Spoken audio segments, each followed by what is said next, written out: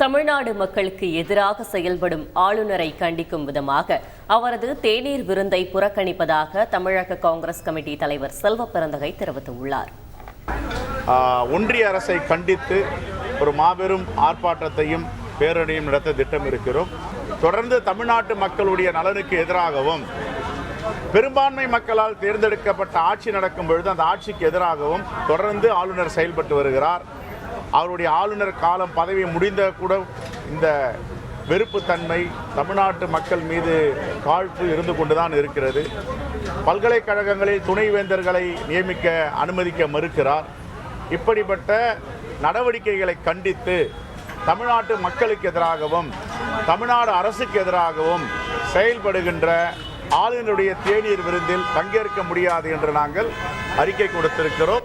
அரசியல் கட்சி தலைவர்களுக்கு ஆளுநர் அளிக்கும் தேநீர் விருந்தை விடுதலை சிறுத்தைகள் கட்சி புறக்கணிப்பதாக அக்கட்சியின் தலைவர் திருமாவளவன் தெரிவித்துள்ளார்.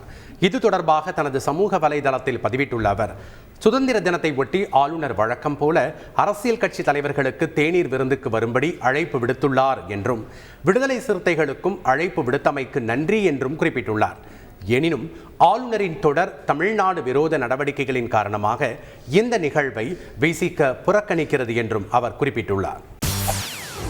செய்திகளை உடனுக்குடன் தெரிந்து கொள்ள உடனே சப்ஸ்கிரைப் பண்ணுங்க.